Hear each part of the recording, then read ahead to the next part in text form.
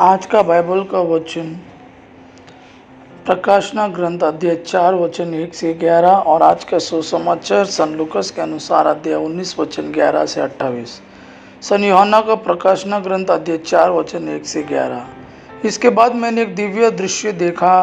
मैंने देखा कि स्वर्ग में एक द्वार खुला है और वह तुरही जैसी वाणी जिसे मैंने पहले अपने से बात करते सुना था बोल रही है, यहाँ ऊपर आओ, मैं तुम्हें दिखाऊंगा कि बाद में क्या होने वाला है। मैं तुरंत आत्मा से आविष्ट हो गया।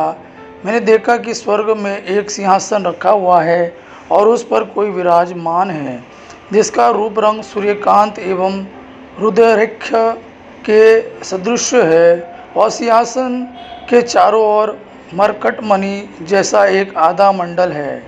सिंहासन के चारों ओर 24 सिंहासन रखे हुए हैं और उन पर 24 वयोवृद्ध विराजमान हैं।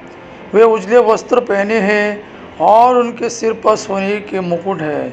सिंहासन से बिजलियां, वानियां और मेघ गर्जन निकल रहे हैं। सिंहासन के सामने आग की 7 मशालें जल रही है। वे ईश्वर के 7 आत्मा हैं। सिंहासन के आसपास का फर्श मानो स्फटिक सदृश पारदर्शी समुद्र है। बीच में सिंहासन के आसपास 4 प्राणी हैं। वे आगे और पीछे की और आंखों से भरे हुए हैं।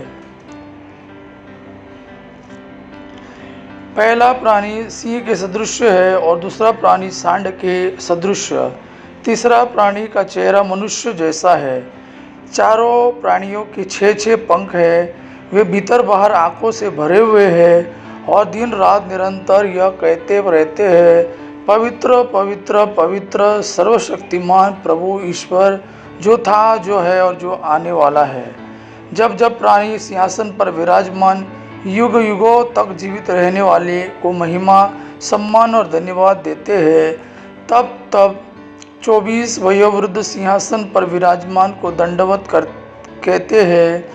युग युगों तक जीवित रहने वाले की आराधना करते और यह कहते हुए सिंहासन के सामने अपने मुकुट डाल देते हैं, हमारे प्रभु ईश्वर, तू महिमा, सम्मान और सामर्थ्य का अधिकारी है, क्योंकि तूने विश्व की सृष्टि की। तेरी इच्छा से वह अस्तित्व में आया और उसकी सृष्टि हुई है। आज का सुसमाचार सन लूकस के अनुसार अध्याय 19 वचन 11 से 28। जब लोग ये बातें सुन रहे थे तो ईसा ने एक दृष्टांत भी सुनाया, क्योंकि ईसा को यरूशलेम के निकट पाकर वे यह समझ रहे थे कि ईश्वर का राज्य तुरंत प्रकट होने वाला है। उन्होंने कहा, एक कुलीन मनुष्य राजपद प्राप्त कर लौटने के विचार से दूर देश चला गया। उसने अपने 10 सेवकों को बुलाया और उन्हें एक एक अशर्फी देकर कहा, मेरे लौटने तक व्यापार करो।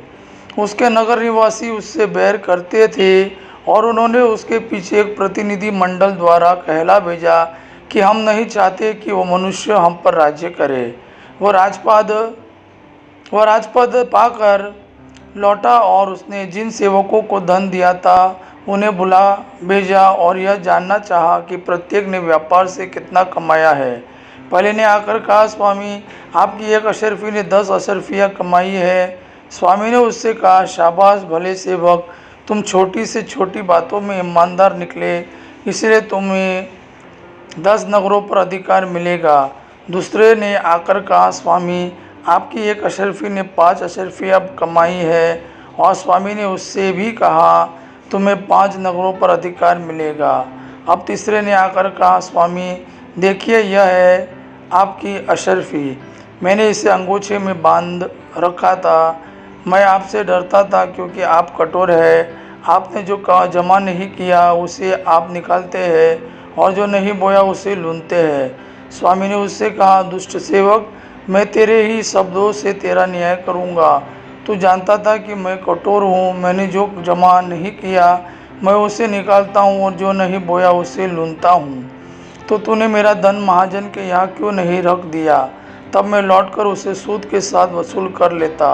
और स्वामी ने वहाँ उपस्थित लोगों से कहा, इससे वह अशर्फी ले लो और जिसके पास 10 अशर्फियाँ हैं उसी को दे दो। उन्होंने उससे कहा, स्वामी, उसके पास तो 10 अशर्फियाँ हैं। मैं तुमसे कहता हूँ, जिसके पास कुछ है उसी को और दिया जाएगा, लेकिन जिसके पास कुछ नहीं है उससे वह भी ले लिया जाएगा जो उसके पास है।